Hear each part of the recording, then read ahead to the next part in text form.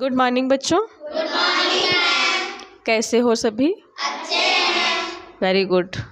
आज कौन सा टॉपिक है, किस पे पढ़ेंगे हम? हमारा संविधान, यानी आज हम अपने देश के संविधान के बारे में पढ़ेंगे। गुड।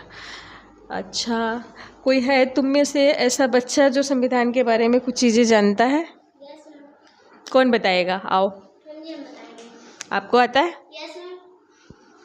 अच्छा बताओ। अच्छा, फिर संविधान किसे कहते हैं?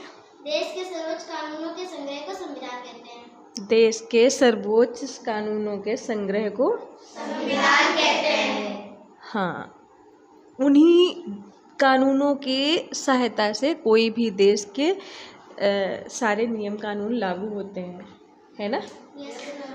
हमारे अच्छा बताइए, संविधान की विशेषताएं क्या हैं? भारतीय संविधान लिखित एवं विशाल संविधान है। इसमें आवश्यकता पड़ने पर परिवर्तन एवं संशोधन भी किए जा सकते हैं। मूल संविधान में 22 भाग, 395 अनुच्छेद व 8 अनुसूचियां थी।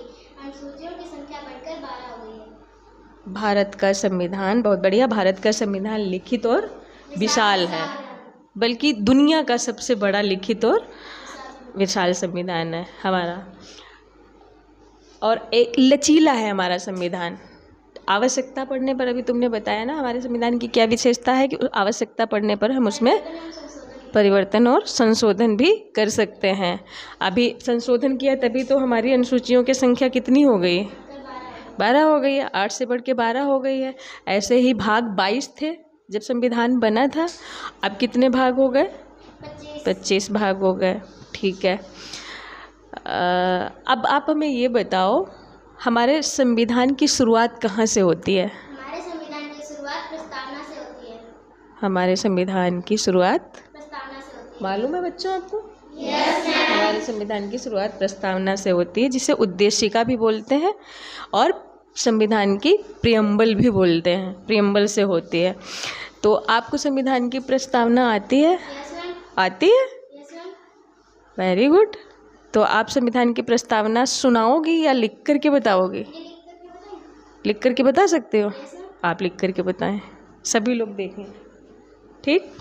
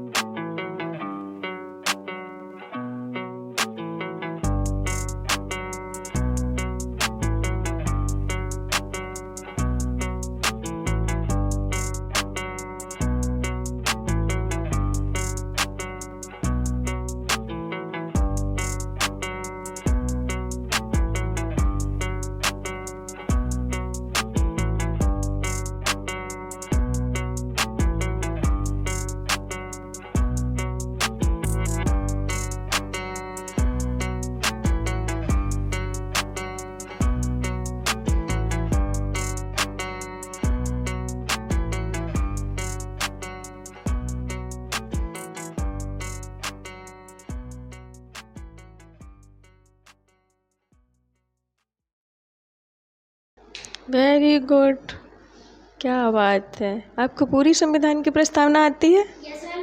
अरे भाई वाह, क्या बात है, बड़ी बात है, आपको संविधान की प्रस्तावना पूरी आती है।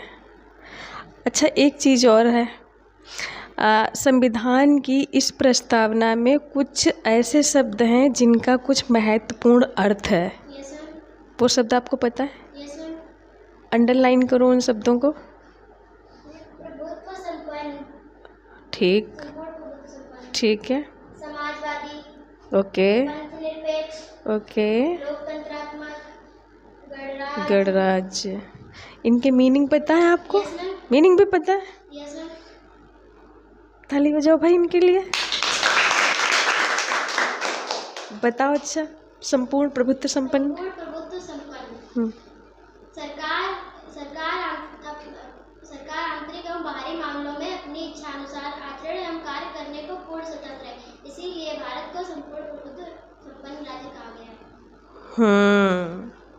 आंतरिक और बाह्य सभी मामलों में अपनी इच्छानुसार आचरण हाँ, अपनी इच्छा अनुसार कार्य करने के लिए वो स्वतंत्र है। कोई किसी शक्तिशाली देश का या किसी अड़ोसी पड़ोसी दूसरे देशों का हमारी सरकार पर कोई दबाव नहीं होगा। हम पूरे प्रभुत्व संपन्न है। बहुत बढ़िया। और अगला क्या एक शब्द है? समाजवादी। इसका मतलब क्या है? हमारा लक्ष्य समाजवादी राज्य की स्थापना करना है। यहाँ समाजवाद का अर्थ है सरकार लोगों की आर्थिक स्थिति में समानता लाने का प्रयास करेगी। जो कमज़ोर लोग हैं उनके लिए भी कुछ बेहतर प्रयास करेगी ताकि उनकी आर्थिक स्थिति में सुधार हो सके और वो अपना जीवन स्तर और अपने स्तर को ऊंचा उठा सकें। बहुत बढ़िया। पंथ निरपेक्ष एक शब्द है, बड़ा विवादित शब्द है। इसका मतलब क्या है? राज्य किसी विशेष धर्म को राज धर्म के रूप में मान्यता नहीं प्रदान करता। यह सभी धर्मों के साथ समान रूप से व्यवहार किया। हमारा राज्य का मतलब हमारा देश, हमारा राष्ट्र, भारत किसी भी धर्म को राज्य धर्म का दर्जा नहीं देता है, बल्कि वो जितने भी देश के अंदर धर्म है सभी धर्मों का क्या करता है? समान सम्मान आदर करता है। बहुत बढ़िया। अगला है लोकतंत्रात्मक। भारत की सरकार जनता द्वारा तथा जनता के लिए चुनी जाती है, इसीलिए भारत को लोकतंत्रात्मक कहा गया। जनता द्वारा जनता के लिए, ओके। फिर है गणराज्य। भारत का राष्ट्रपति वंशानुगत ना होकर निर्वाचित होता है, इसीलिए भारत को गणराज्य कहा गया है। भारत का राष्ट्रपति या आप उसे राष्ट्राध्यक्ष भी बोल सकते हो, कोई बात नहीं। राष्ट्राध्यक्ष राष्ट्रपति ही होता है, तो वो वंशानुगत नहीं होगा। कोई देश का बहुत अमीर व्यक्ति है, ताकतवर व्यक्ति है, वो राष्ट्रपति बनेगा, वो राष्ट्राध्यक्ष बनेगा, ऐसा नहीं है। हमारे संविधान में क्या वर्णन है? जो भारत का प्रमुख व्यक्ति होगा, है ना, पहला नागरिक, फर्स्ट नागरिक जो है, फर्स्ट सिटीजन है, वो राष्ट्रपति को माना गया है। और राष्ट्रपति का चुनाव होगा, निर्वाचित किया जाएगा, वो किसी वंश किसी परिवार से नहीं आएगा। ये इसका मतलब है। इसलिए हमारा भारत क्या है? गणराज्य है। ओके। नीचे और कुछ शब्द दिए हुए हैं। हमारा संविधान बनके कब तैयार हुआ? 26 जनवरी 1950। 26 जनवरी 1950 को लागू हुआ था। 26 नवंबर 1949 को बनकर तैयार हुआ था। हाँ, देश में लागू नहीं हुआ था, ये बन के तैयार हुआ था। हाँ, इतना सा अंतर है। इसमें बच्चे बहुत बार कंफ्यूज हो जाते हैं, लेकिन तब भी तुमने अपने स्तर से बहुत अच्छी कोशिश की है भाई। इनके लिए फिर से एक बार ताली बजाइए, उन्होंने मन खुश कर दिया। बहुत अच्छी बात है।